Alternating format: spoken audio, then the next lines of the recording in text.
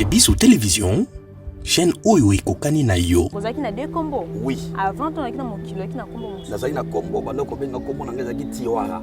Tiwara. Qui veut dire invoquer en gros, tiwara, cela veut dire les esprits qui accompagnent les esprits.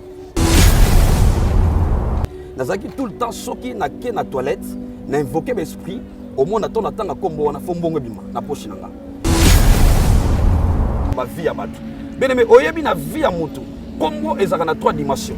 Et le quoi liboso c'est la provenance. Il y a mis balé signification. Il y a mis ça eza circonstance va pèse au combo. Comprendre te pas ce côté linga ba complication. On a la délivrance. On a la délivrance, na ko perdre biloko on a nyoso. Nesiko nza ba komi ko utiliser ngai. C'est pour cela qu'il faut comprendre que pourquoi on va servir diable, on va réunir dans mon esprit. C'était quoi? Et les noms que j'ai portés, les noms que j'ai cités, c'est ça qui me permettait à vivre toutes les réalités. Cela veut dire quoi? Combat moutezaka maloba. Cela veut dire Tumba. Tumba na baluba un enfant mystérieux.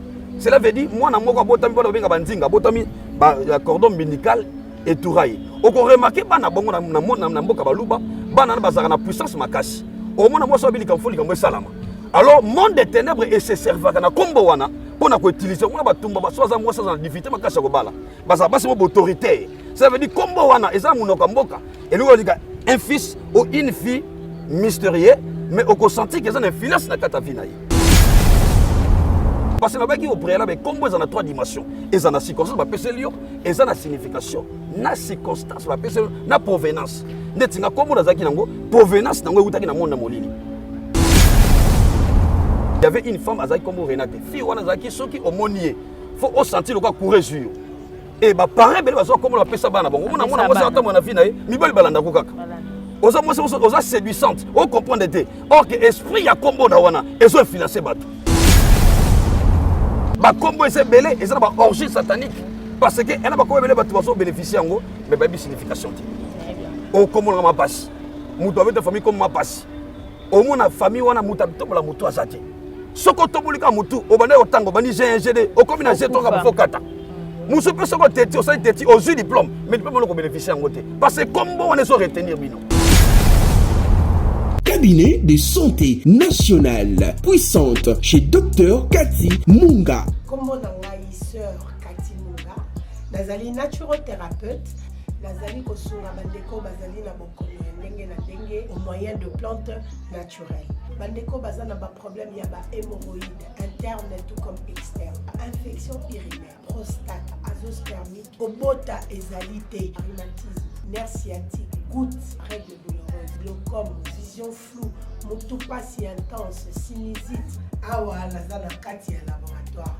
Awa nde bisika na séchaka ba plante, banzete, ba makasa ya ndenge na ndenge, depo nanga yango yo esika na salaka ba formule na ba solution nanga. Merci na équipe mobimba ya maison chez Cathy, en particulier Joyce Bolaba. Tozali bongo na commune ya Ngaliema, quartier Kinsuka Pêcheur, avenue Maïndombe, numéro 99. Référence carrière Kari Grèce. Le biko na bino et sengo na biso.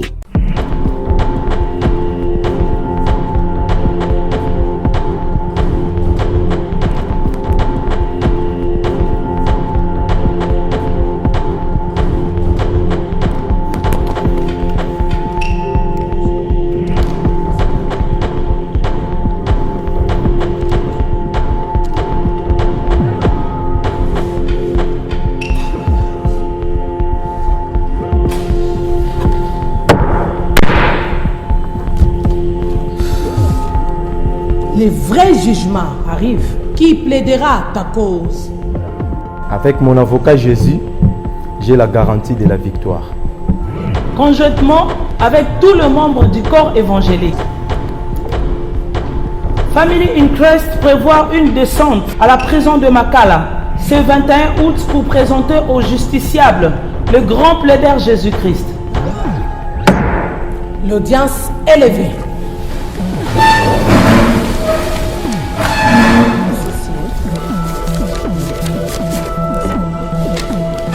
L'Esprit du Seigneur nous a oints pour proclamer aux captifs la liberté et aux prisonniers la délivrance.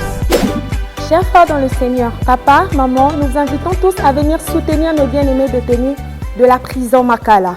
Avec tout ce que l'Éternel vous mettra à cœur, matelas, Bible, chaussures, nourriture, et l'Éternel ne manquera pas de vous bénir.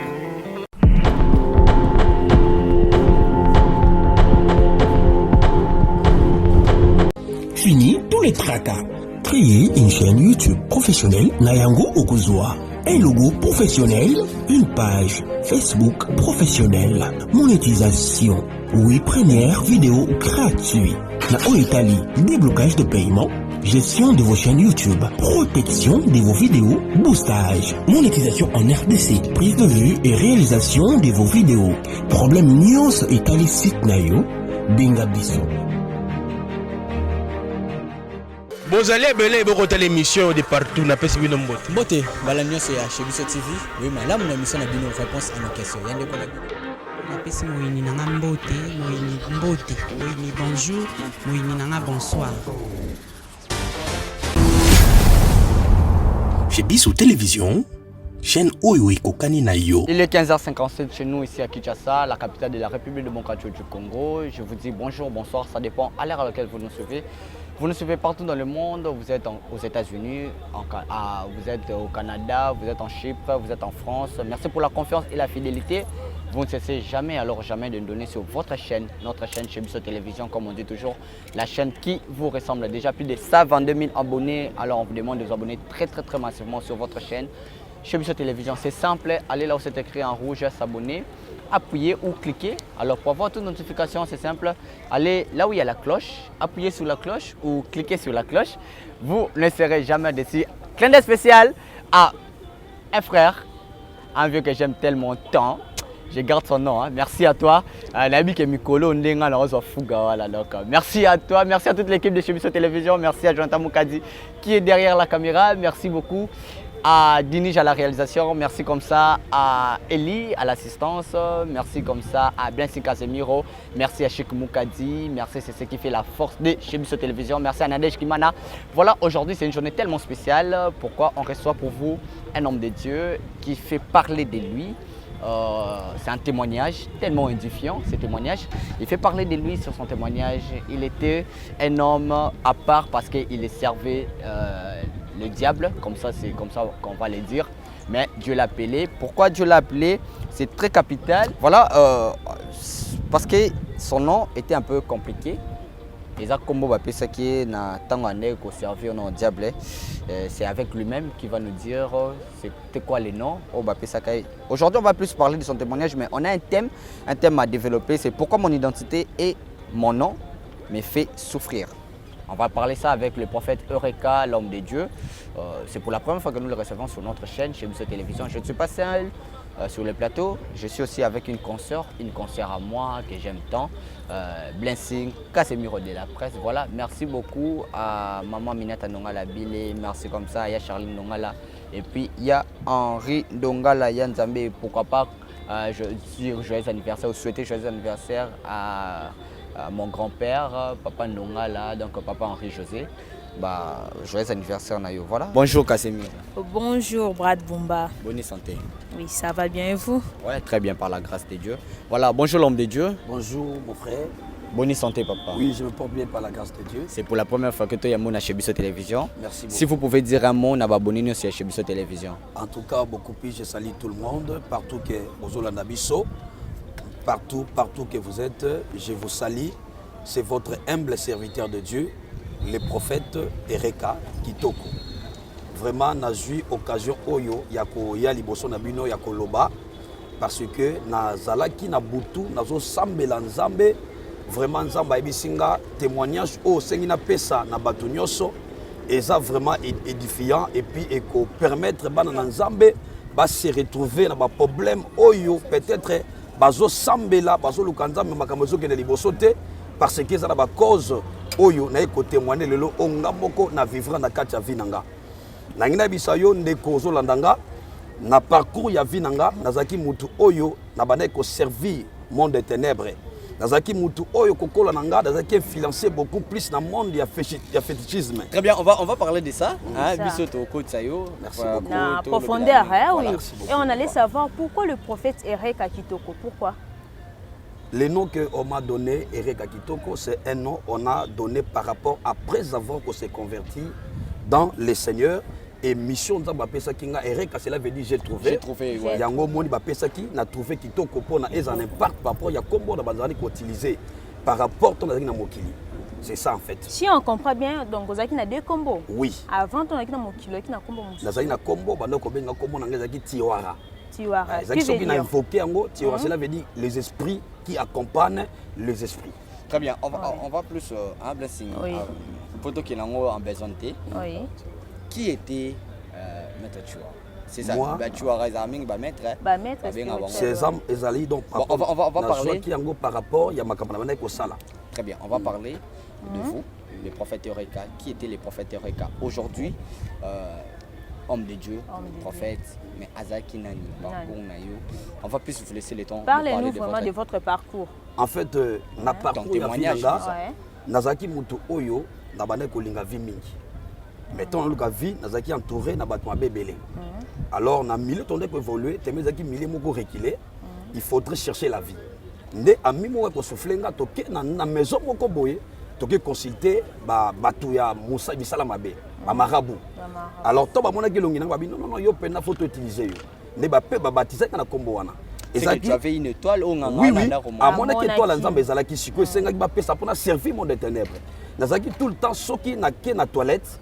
Na invoqué l'esprit au moins attend à combo na fombongo bima na poche nanga et puis mbongo bana conditionner nga faut si la kana journée moko donc okoluka ba mi osangisi o sombi masanga dozo mela taba dozo mela masanga wana yozo bénéficier quelque chose ezaki porte-monnaie ou ba pesa ezaki porte-monnaie na bana ko sa servir nango alors pombongo bima na kata porte-monnaie wana fona tanga combo wana pesa kinga alors combo wana bana ko tanga na contact na monde de spiritualité ezaki une importance makashi c'est comme ça j'ai évolué c'est comme ça j'ai servi les ténèbres. Prophète Ereka, tu un peu kozonga ne bandeli à émission na biso. Tu nous avais dit que notre nom c'est Ereka Kitoko. Oui, oui. Mais notre sujet qu'on va développer aujourd'hui est ça, pourquoi mon identité et mon nom me fait souffrir. Comment on peut porter Kombo Kitoko boy Ereka Kitoko? Cela veut dire, ma soeur, merci pour la question. Oui. Ce qui na yelelo liboso na bino, presse koloba na makambo na zoloba, et ça makambo na monaki na monde et spiritualité. Et alors, on a comprendre, tant qu'on a prié, nous avons mangé pendant 3 jours, et après, on recevait déjà délivrance, on a servi Nzambe. Nzambe est gobi sanga, bana na Nzambe belé bazo vivre. Le problème na bango principal, et ça lié na ba kombo bazo tambola nango. Cela veut dire combo ya mutu, et ça a un impact makas na vie ya mutu. C'est pour ça que toujours parler sur l'identité, toujours parler sur les noms. Voilà. C'est son témoignage qu'on parlait. C'est quand vous continuez. Les gens qui sont ok, ils sont côté la toilette. Précisément, ils ont un qui ça ou bien? Non, ils ont beaucoup plus na bandundu. Ah, aux Aki au bandundu. On a fait la bandundu. Très bien. Alors, Betty Labisso. Comment ça faisait, et puis alors tu servais le diable. Je servais le diable, c'est comme ça, j'ai progressé avec ce que je faisais. Maintenant, pour bénéficier, c'est une cité Kombo wana. Donc Kombo wana on a accès, donc la code de Moko. Alors tant que nous avons mis ça là wana, c'est comme ça que j'ai fonctionné. Alors tant que bapesi na kombo wana ezaki na ba cérémonie salamaki parce que komba mutu ezaka maloba. Oh maloba yango ndezaka yango ekela nyoso. Donc soki na cité kombo na te mwana bénéficier zati. Alors tant que na bandi osala musala wana na bimisa mbongo nazo kabola bato so exploiter ba tola bato mambo ebele nde mokolo moko na bandaki ko sentir lokola maladie. Na lali na ndako. Tant na lali ezaki vers ba 12 heures. Na moni mutu moko apparaître na ndoto nanga. Mais mutu wala ti lamba pembe. Wana monde na zo évoluer bisinga yo place na eza pas sauvandité na bandi ko se poser ba question tant na muki na moni mutango azate nde par là na bandi ko sanké na bandi sentir maladie ka perpétuité bino non na komi ko bela bo maladie ya nyoso bino non fona luka mutu moko ya mosali ya Nzambe na poser problème ko luka nga délivrance c'est par là na ki mutana pasteur ngona bandi no ville pasteur wana loka liboso atuninga kombo na yo oyo babenga ko eza nani ngabino kombo nanga ba pesa nga na monde do vivre comme nango ezaki Tiwara nde par là pasteur wana ba de ko za possibilité ya ko idenga ba prière na leki na bakirdam na saka motu ndene ko so lobi ko pe délivrance. Alors l'équipe a tembelé na ko so batem pe na ko mosala nzambe na ko mosala miracle mais euti ko leka 2 semaines na ngomba na yoki ko la zo bisanga lobi non makambo oyo monaka na conversion na yo poko na nzela nanga esengi olobela ngomba na nzambe parce que na monaki nzambe minga musika na likola ngomba na moni ba komba bato bakangi kangi basinga dès ko révéler ka makambo na leka kinango nde siko na suli kazi non non c'est que makambo nzambe bisinga c'est important. C'est pour cela na yé na partager na bandeko na loba maloba oyo na loba likambo oyo nzambe la kisinga pona koluka ko fongola ba vie ya bato. Bien aimé oyebi na vie ya mutu kombo ezaka na 3 dimensions et loko liboso c'est la provenance. Il y a mis balé signification. Il y a mis ça eza circonstance ba pesi au kombo. Au cause dans le Seigneur. Mais kombo na yo ezo tona contact na monde spirituel moko négatif ezo permettre de faire lumière dans cadre destinée na yo. C'est pour cela ngana bande ko sala misala wana na bande ko bongo profitable ezaki kombo ne bande ko ezaki na ko jouer intermédiaire ya makambo so bande ko mona. C'est pour cela bien aimé tango nazo prier nzamba bisinga non abi va partager avec mes enfants. C'est pour cela okomona na kati ya vie Abraham. Abraham comme ezaki Abraham. Ponzambe asali makomine ne senga comme ça comme Abraham. Vraiment, même na kati ya vie ya Jacob. Jacob cela veut dire Égypté. Kombo wana tambo nango jamais na vie ko progresser. Yango senga yake na ndako là-bas à souffrir, à ça une affaire il y a double fois, il y a souffrance pour abima na kati bomo inaye. Mais tant que moni kabino kombo na zango Jacob ça veut dire Égypté parce que ibaki li pambola ndeko naye et senga kinini. Kombo wana signification nango ebane ko paralyser. Moi amona miracle ezate. Moi abonga ezate. Ezana batu so à travers kombo na yo. Okoki jamais ko si ba somme moko X. Bokoma chiwara Alexei. Chiwa c'est le contact avec le monde d'esprit. Est-ce que tant avec dans le monde d'esprit ano bo mepe batu? Bon, en réalité, tu vas dire que ça va sacrifier donc moi si va plus cérémonie au sali, mais moi ça ne peut pas s'okende. Au moins peut-être à otika la kobo tate, moi ça ne peut pas s'okende peut-être na vie na otika au mariage té, moi ça peut s'okende otika jamais que za béni. Sacrifice déjà. Oui, ce sont des sacrifices. Retourne au squeeze akini. Retourne nanga makamuna bana ko sala ko misambongo e bana ko sala. Et tout ça. Mais na suka nango tongo na moni ans apparaître et loko mona comprendre té. Biloko nyoso na soka na monde des ténèbres et beba na quelques jours. Mituka et baby banda ku kekenda kuna sombaka na comprendre te pas ce côté linga ba complication wana leki na délivrance na ko perdre biloko wana nyoso nde siko nzaba komi ko utiliser ngai. C'est pour cela na ko comprendre que pourquoi banda ko servir diable ni banda ko réunir dans mon esprit. C'était quoi? Et les noms que j'ai portés, les noms que j'ai cités, c'est ça qui me permettait à vivre toutes les réalités. Cela veut dire quoi? Nanga biso bo ndeko na foyeba komba mutezaka maloba ba ko peso comme par exemple akufa lobi net ndeko moko na ko rencontrer na kata ministère après qu'on s'est converti kombo nezaki mbongo pasi donc ndeko wana ata zwi mbongo asa na le côté baninga bakosa musala mais yo mona salaire ne bimaka mukie ndeko wana aluka esimbaka te tellement na le cas d'abord na monde spirituel na ko bise ndeko nanga makambo nezo simbate parce que kombo no mtezo financer parce que et prophète Erika s'il vous plaît. Si au combo wana tiwari hein ezaki ba parents na onde ba pesa ki yo ou bien monde des esprits ezaki combo yo na bénéfice ki na monde des esprits mais combo ezaki na influence makasi na vinanga parce que même ba ninga na so bando benga na combo wana donc et comme quoi sur et comme la combo moko pena personnel vous comprenez et soit qui place na vinanga parce que ça combo ndo bengelanga parce que ça ko obligé te ya kotamwa na combo para pesa ngala obligé kotamwa na combo na pose un impact makasi. Comment parle-nous un peu parce que aujourd'hui on va plus parler de votre témoignage hein. Thème est tellement profond, on va les développer petit à petit mais comment c'était arrivé après que na bandundu sombi ba mituka et baby et tout c'était arrivé comment au comment servir Kolo nani influence que à part comment on a la vision de Nzoka ami frère pasteur moko église nino bandaki nango il y avait un homme de Dieu na milieu de on volé na kati ya Bandundu-ville il s'appelait le prophète Enoch azaki prophète moko ya Nzambe anonza mandoko tiser makasi na Bandundu-ville ndeta na moni apparition ya Nzambe na butu nanga na bapongi nanga nde nazaki obligé ya koluka kokende koluka mosala Nzambe nde mosala Nzambe akataki nga l'église na ye la main puissante nde na ko évoluer nde tant jour le bosso kuta senga yoza mosala Nzambe kombo ozwaki na monde o kendaki yango nde soko empêcher yo et ça apparemment mususu apesi mwana kombo inconsciemment et ça apparemment mususu apesi mwana kombo azo bateke kombo na ezala esprit de simanango maliki na so kombo na kati ndako nganga mais kombo na bane ko permettre na kota na monde spirituel c'est par là j'ai compris tango kola obelanga likola ngomba ke bato ebele bazala problème ba kombo Cela veut dire que mon soit PC comme on est Tumba. Tumba na baluba un enfant mystérieux.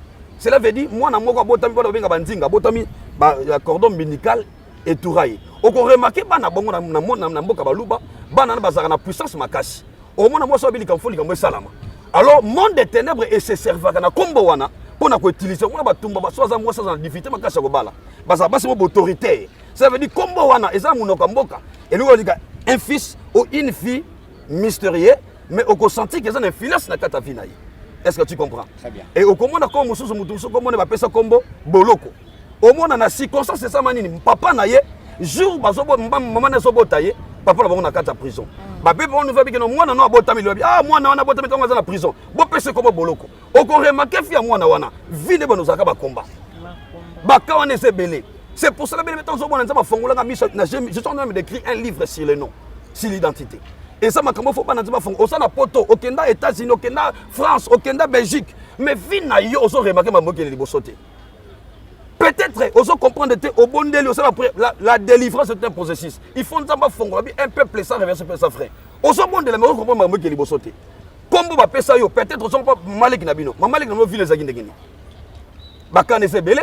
Comment c'est arrivé? Il y a Rolongola, Kombo, il y a Chiwara. Remplacer Heureux Kakitoko. Processus Wana et les Karanengeni. Bon, processus Wana, tant que tu as prié, et Zaki n'a pas été prophète en Longo Kadenga Bisingai, il faut appeler ça Kombo et Reka, cela veut dire j'ai trouvé. Et puis on appelle ça Kombo Kitoko pour ma Kamoune qui est liboso. Et Yango et ça qui est fort.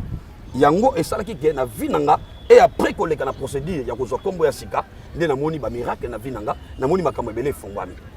C'est ça. C'est quoi circonstance nini kutana kinayo po kinde kokota banda kwanganga wana. Ezalaki kaka. Okola kina via pasi. Ezamisé. Omoni bato mususu bayi bakate. Tango makambo simba te, soko yebi nzambe te, ozana choix surtout taka na défense. Ya nzambe na Satan. Ya Satan. Bato mususu devant un problème bo bakoka ko supporter ngo. Alors mille bana ko voler mille moko fétichisme bana ko reni makasi. Et dazaki obligé ya ko kele banzela o baninga ba filasa kinga. Menga na vie nanga banda bo mwana na bana ko senti bonzambe zaki katnanga mais di ya ba pasi et puis na yeba kinzambe bien te na zako bisha ko kota na ba biloko wana mais eloko esalanga pasi zani na bana tango so bana ko opérer na no opérer kana kombo wana so na tay kombo na te eloko esala mate ndene ko comprendre que ba kombo ebele ba batambola nango ya yango nde bana ko sala ke no na réaliser makambo na zango posa. Est-ce que tu comprends? Donc cela veut dire so peso kombo moko boye pa pe chanda na baluba. Donc chanda eza kombo ba pesa ka mwana mwasi soki ba mbala botami sa liboso no botami 4e faut zongo la princesse. Donc mutumo boye mwana mwasi so mwasi ozana ba pouvoir mo makasi na kati na ye. Est-ce que tu comprends? Yango moni diable so profiter sur biloko wana pona ko utiliser bato. Mais ba chanda mibali peut te bazar. Oui, chanda so pesa mobali ça veut dire quoi? Ba botami sa liboso na yo yo ye 4e mobali 4e personne faut ozo kombo ya chanda. C'est ça baluba. Est-ce que tu comprends? Au monde ba kombo abenga ba ngalula. Ce sont des noms qui sont cachés par pouvoir na kati. Plus aux allo landangai. Kombo neza ngalula, kombo neza chanda. Osana kombo peut-être de zo otambola na mais signification na ngote. Parce que na baki au préalable kombo za na 3 dimensions. Eza na circonstance ba peselio, eza na signification, na circonstance ba peselio, na provenance. Ndetinga kombo na zaki nango, provenance nango utaki na monde na molili. Osomona. Mais est-ce que on a aussi des influences na ba kombo za quoi ba prénom. Mais oui, ça fait partie aussi de l'identité. Prenez le combo loco là, comment je peux dire? Prénom et belé et ça a bien été. Tout ça, comme belé, ça va nom étranger. Combo loco la Renate. Et ça, combo mon combo, oh yo, parrain belé, banana kozaki, et ça qui n'a plus le nom de la Sierra. Il y avait une femme, Azaki comme Renate. Fille, on a Zaki, ceux qui ont monié. Faut sentir le quoi courir sur. Et bah parrain belé, comme on appelle ça, bon, on a vu, mi bal balanda kokaka. Oza séduisante, on comprend d'été. Or que esprit ya combo na wana, ils ont financé bateau. Oh ba Samira. Ba combo eza ebele na go bison de konangai. Ba combo eza ebele, ba tebele bazana ignorance, ba iba signification te ba makango na kata vie na bango. Et ba combo eza ebele. Ba combo eza ebele. Prenons le cas combo Jabet. Ça veut dire maman na boti. Jabet sauté dans le livre 1 Chronique, le verset le chapitre 4. Au comment na que maman na ya boti. Na kata douleur wana, abi moi na pesa combo comme Jafet. Mais moi, je suis botami. A comment sentir que vie na ye kaka bitumba. Ne Jafet et senga ki aluka nzambe pasani. Pour abima na kata bitumba wana. Mazaki un fils le plus aimé na kata famille. Mais combo wana par rapport à ce qu'on s'abota na difficulté et ben dit qu'on financer vie na ye. A que ne besoin simbate. Aluka muso simbate. Salaire va pe sakaité. mobala ko so ba kaboy na yo ba kombo ese belé et ça ba orgie satanique parce que elle ba ko belé ba tu vas bénéficier ngo mais ba bi signification ti o komo na ma passe muto avec ta famille comme ma passe au moins na famille wana muta tombola muto azati soko tombolika mutu obanda otango bani GD o komi na jeton ka fo kata musu pe soko teti o sa teti o zu diplôme mais tu peux pas bénéficier ngo te parce que kombo wana so retenir bino ba kawana ese belé yango yo muto so la nanga bien aimé benganga na kolane ba prière na ko pesa ba orientation afin que vie na bima makambo nga na moninga mona monde spirituel oyo na moni comment nzamba salelinga lelo ko mosanza mone bato bazo bika et loko nzamba lo benga na ngomba na bika soso landanga place so landanga soko bengi okomona miracle ya nzamba. Très bien, aujourd'hui on allait plus parler de ça, tous les témoignages. Alors s'il faut poser une question bien sûr, comment vaincre ces dominations à non. Comment faire? Est-ce que ça peut que ce balati soit qui ont monté on appelle ça qui ont soit couffé les membres moi je vous dirais bien aimé oyebi muto ça na ignorance aza muto souffrance un peuple ça révélation sans frais démarche ezali yebelé j'ai de prière je te donnerai ce qu'on a la possibilité de changer s'il faut faire des prières pour na koloka ben finance wana spirituelle et cause la sima comme on a yo oh ils ont ça là que yo souffrir qui te fait souffrir quand je dis les noms qui te fait souffrir ça veut dire comme on est a principal problème oh ils ont ça là que yo évoluer donc cela veut dire à travers des prières nous allons faire nous allons vous amener à vivre une délivrance totale. Prophète Ereka, dernier message nous a nini au profiter pour opérer numéro na téléphone na bala. Message nanga suka nanga pesa olo muto sozo la ngai partout zali okenda poto ozala mboka bien mais ozo remarquer quand vie na tout le temps ozolo tozana kin ozolo tozana papa sa divité ato juste aller osala ngelo côté na ye liboso no pona melo message oyo nkola lo belinga. Au benginga toko le kanaba science ba prière je sais que okozala vraiment satisfait là où tu me suis. Mon numéro c'est 00243 081 86 19 786. Au Benginga, vous allez vraiment décider et puis nous allons vous conduire dans des prières efficaces afin que ombre wana ya influence négative éthique à vinayo na kombo ya nzambe otozo sa ila Jésus Nazareth. Merci vraiment prophète. Merci beaucoup, c'est moi qui vous remercie. Donc comme voilà sur l'émission na biso Brad Bumba dernier message les amis. Très bien, merci beaucoup, merci prophète Ereka. D'être notre invité aujourd'hui. Merci à Blessé Casemiro parce que c'est votre émission. J'avais juste fait l'annonce pour faire entrer l'homme de Dieu. Merci beaucoup. Nous avons de loin, de près, de chez Bissou et puis toute l'équipe de chez Bissou Télévision. Merci. Merci beaucoup. Voilà. Cette émission est terminée par ici. On se retrouve prochainement pour un nouveau numéro. Restez toujours scotchés sur votre chaîne chez Bissou Télévision, comme on dit toujours, la chaîne qui vous ressemble. On se retrouve prochainement. Au revoir. Cabinet de santé nationale puissante chez Dr Cathy Munga. Comme mon sœur Cathy Munga, nazali naturothérapeute, nazali kosunga bandeko bazali na bokono ndenge na ndenge au moyen de plantes naturelles.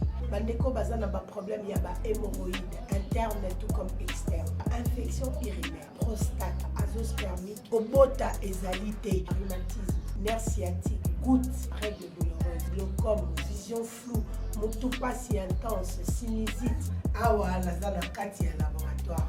Ande bisika na séchaka ba plante, banzete, ba makasa ya ndenge na ndenge, depo nanga yango yo esika na salaka ba formule na ba solution nanga. Merci na équipe mobimba ya maison chez Cathy, en particulier Joyce Boulawa. Tozali bongo na commune ya Ngaliema, quartier Kinsuka Pêcheur, avenue Maïndombe, numéro 99. Référence carrière Kari Grèce. Le biko na bino et sengo na biso.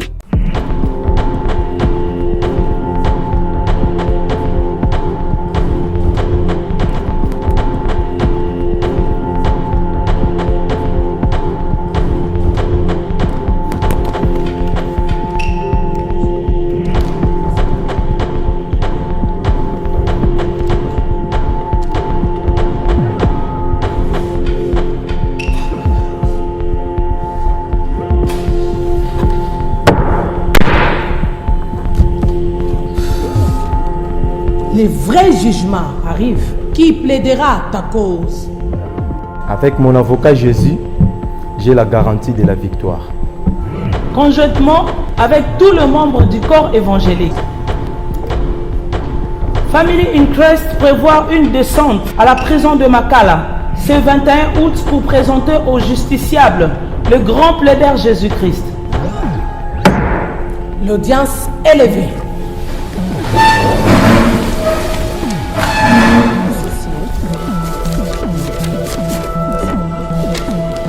L'Esprit du Seigneur nous a oints pour proclamer aux captifs la liberté et aux prisonniers la délivrance.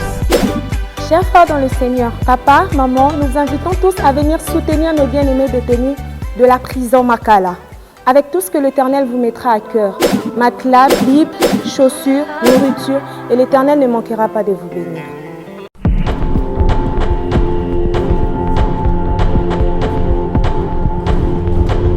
Fini tous les tracas. Créer une chaîne YouTube professionnelle Nayango Okuzwa. Un logo professionnel, une page Facebook professionnelle. Monétisation. Oui, première vidéo gratuite. La Italie, déblocage de paiement. Gestion de vos chaînes YouTube. Protection de vos vidéos. Boostage. Monétisation en RDC. Prise de vue et réalisation de vos vidéos. Problème News Italie site Nayo. Binga Bissou.